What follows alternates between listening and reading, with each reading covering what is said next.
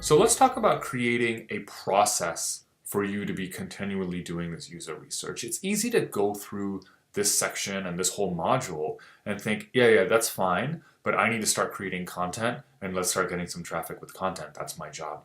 But let me be blunt. If you do that, you just create content without doing this user research, you're not going to succeed. This whole system is not going to work. You're going to end up creating Me Too Mirage content and you're going to have the same problems you did at the beginning. And it's also just lazy marketing. Right? So if you need a kickstart in motivation, go back and rewatch the specificity versus mirage example to see the stark difference between the two. You need the user research to create the better ones, specific content. So if you don't actually execute on this, you're going to end up creating mirage content. But user research, when you get into a rhythm of it, it actually becomes kind of fun. And let's talk about that for a little bit. Okay, so first thing to actually implement this as a process is we've done this kind of for you. Use the working doc. Right. So in this section, we've talked about emails, talking to the sales team, talking to customer support, having in-person conversations. Use that and find these to-dos and take this from here. You can either use the working doc itself as your to-do list or put it on your next week's to-do list, whatever system or process you use. Put it on your calendar. Right? Decide to yourself, what am I going to actually do? Right? Which methods make sense for me? So ask a couple of questions. First of all, which methods are you going to do now? Right? Not just which methods make sense for me later, like this week, or if it's at the end of the week, next week, what are you doing? Like, what's the immediate thing? Are you going to send an email? Right? Next week. Are you going to sit in on a sales call? Are there recordings that you could listen to? Are you gonna tag along on the next customer meeting? You do one a week and you're gonna start next week.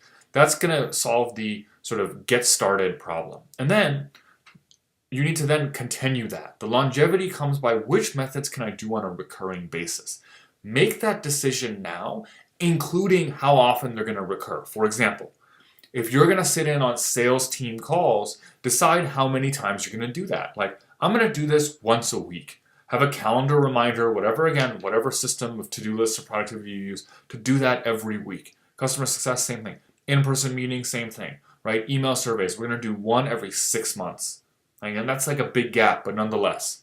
So decide which ones you're going to do recurring as well. I just want to emphasize, take action now and then create a system to do this on a recurring basis. So analyzing the user research results as they start coming in. In our experience, you don't need some fancy like quantitative analysis. All of this is qualitative. We've talked about open-ended questions, right? So they're giving you long responses. Your main question should not be heavily NPS based. Yeah, we talked about a few demographic questions early on, but that's just used to segment the user so you know who is responding with certain kind of patterns. So analysis is simple. This is just a straight up marketer's job. Read through the question, notice trends and common questions, right? And then segment that with who's responding. So what did the customers, the ones who bought, say, versus the non-buyers when you sat on sales calls or what have you? What about the people at the bottom of the funnel versus top of the funnel, right? When you're talking and they're not ready to buy yet, what is on their mind versus when they really want to buy now, right? What's the difference?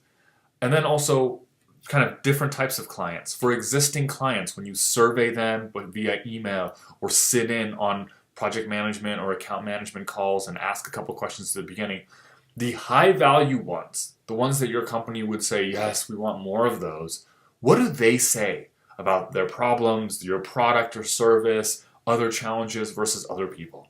Where do they hang out versus other people? And then pain point differences between those that churn versus don't, right? If you knew that you interviewed a client that ended up leaving quickly versus ones to stay on, how do they think of things differently? What's the difference? So, and there's a ton more questions just like this. Again, you're a marketer. Don't just think of yourself, whoever is actually producing this, as just a content producer, right? This should be a marketer's job. So this should be a core skill set, talking to customers, noticing patterns, and then developing material to address those pain points. In this case, the material is content. So if you do all of this, then we transition right into Module 2 to create great content, which we define as highly specific content. Okay? So with all of this done, once you start executing that, you're ready to do that. So We'll discuss how to do that, turn all of this feedback into stellar specific content of different types, different frameworks as we call them, that get you better traffic and more attention, shares, and links in Module 2. I want to leave you before we get into that with this. User research is ongoing.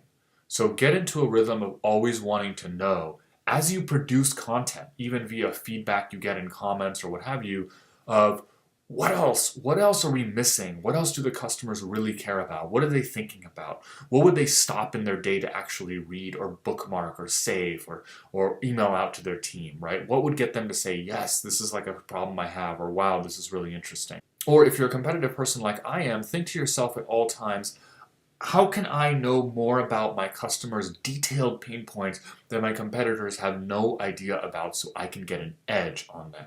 This is how you'll succeed in B2B content marketing.